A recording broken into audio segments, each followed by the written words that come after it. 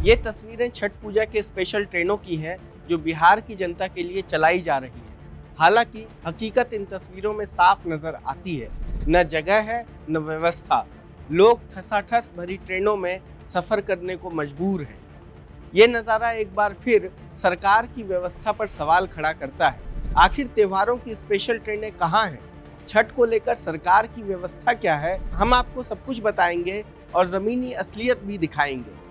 इसके बाद सुनिए सरकार के दावे। छठ पर्व की भीड़ को देखते हुए भारतीय रेल अगले 5 दिनों में 1500 विशेष ट्रेनें चलाने जा रही है। यात्रियों की सुरक्षित और आरामदायक यात्रा का इसमें विशेष ध्यान रखा गया है।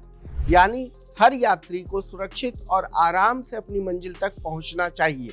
अब असलियत देख लीजिए। सरकार जिन स्पेशल ट्रेनों की बात कर रही है उनमें यात्रियों को टिकट ही नहीं मिल रहे। देश के अलग अलग शहरों में चलने वाली ज्यादातर ट्रेनें पूरी तरह बुक हैं। अब जो टिकट मिल रहे हैं वो वेटिंग लिस्ट वाले टिकट हैं। लोग मजबूर होकर उन्हीं के सहारे सफर कर रहे हैं, क्योंकि साल में एक बार आने वाले इस त्योहार में सबको घर पहुंचना है।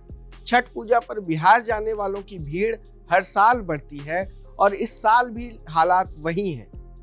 सरकार का दावा है कि लोगों की सुविधा के लिए अगले 5 दिनों में 1500 स्पेशल ट्रेनें चलाई जा रही हैं, जबकि 1 अक्टूबर से 30 नवंबर तक 12,000 से ज्यादा स्पेशल ट्रिप तय की गई है। मगर सवाल है, सरकार ने ये योजना बनाई कैसे? क्योंकि जमीनी हकीकत कुछ और कहानी कहती है। पहले ये वीडियो देखिए। ट्रेन पहले से ही खचाखच भरी हुई है, दरवाजे के बाहर तक भीड़ है और लोग खिड़की के रास्ते ट्रेन में घुसने की कोशिश कर रहे हैं। ये वीडियो खुद बता रहा है कि सरकार की सुरक्षित और आरामदायक यात्रा कितनी प्रभावी है। इसके बाद देखिए ये दूसरा वीडियो। ट्रेन में घुसने के लिए यात्री दरवाजा तोड़ रहे हैं। अब अगर आप इन यात्रियों पर गुस्सा हैं कि जब ट्रेन में जगह नहीं है तो ये लोग क्यों चढ़ रहे हैं, तो जान लीजिए इन सब के पास वेटिंग टिकट है जो सरकार की ही प्रणाली से जारी किए गए हैं।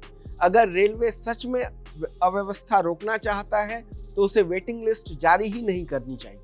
वहीं जिनको टिकट नहीं मिला है वे बिना सीट के सफर करने को मजबूर हैं।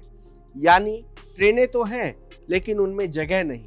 इससे साफ है कि योजना और उसके क्रियान्वयन में बड़ा अंतर है। सरकार कहती है कि पिछले साल 7,724 पूजा और दिवाली स्पेशल ट्रेनें चलाई गई थी, जबकि इस बार यह संख्या बढ़ाकर 12,000 कर दी गई। इसका उद्देश्य यात्रियों को सुविधा देना था, लेकिन हकीकत यह है कि यात्रियों को पिछले साल भी टिकट नहीं मिली और इस साल भी न टिकट मिल रही है न सुगम यात्रा। औसतन हर साल छठ के समय करीब 10 लाख लोग बिहार की यात्रा करते हैं और ये केवल वो लोग हैं जो किसी तरह पहुंच पाते हैं। इस हिसाब से सिर्फ 1500 ट्रेनें काफी नहीं है। कई लोग तो सिर्फ घर जाने का सपना देख कर रह जाते हैं। मतलब साफ है, बिहार जाने वालों की संख्या बहुत बड़ी है, लेकिन सरकार ने इस साल भी सही डेटा का विश्लेषण कर योजना नहीं बनाई।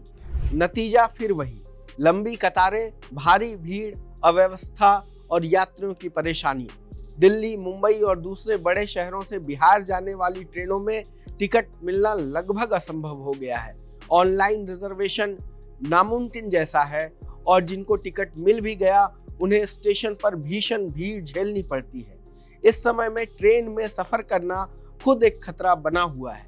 ऐसे हालात में कोई महिला, गर्भवती महिला, बच्चा या बुजुर्ग सफर करे तो उसकी स्थिति का अंदाजा लगाया जा सकता है। और अगर किसी दुर्घटना की नौबत आ जाए तो जिम्मेदारी किसकी होगी, यह बड़ा सवाल है। सरकार कहती है कि यात्रियों की सुरक्षा और सुविधा के लिए विशेष इंतजाम किए गए हैं, जैसे अलग ticket counter, special holding area और आरपीएफ की निगरानी।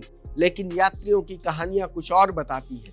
सोशल मीडिया पर कई लोगों ने शिकायत की है कि प्लेटफॉर्म पर भीड़ बेकाबू है, ट्रेनें लेट हैं और सफर बेहद तनावपूर्ण हो गया है।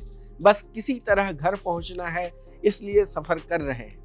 ऑनलाइन टिकटिंग को लेकर भी सरकार का दावा है कि सब कुछ व्यवस्थित है, लेकिन त्योहारों के दौरान वेबसाइट्स पर लोड इतना बढ़ जाता है कि कई यात्रियों को रिजर्वेशन दिखा ही नहीं रहा। कई ट्रेनें पूरी तरह भरी हुई हैं, जिससे सुगम यात्रा का वादा अधूरा नजर आता है। कुल मिलाकर आंकड़ों और हकीकत के बीच की दूरी साफ दिखती है। सरकार के आंकड़े भले सही हों, लेकिन व्यवस्था की कमजोरियां और यात्रियों की मुश्किलें बताती हैं कि सरकार ने इस बार भी योजना सही तरीके से लागू नहीं की। इस पर आपका क्या कहना है, हमें कमेंट बॉक्स में बताएं। देश दुनिया की तमाम खबरों के लिए देखते रहें लोकमत हिंदी। धन्यवाद।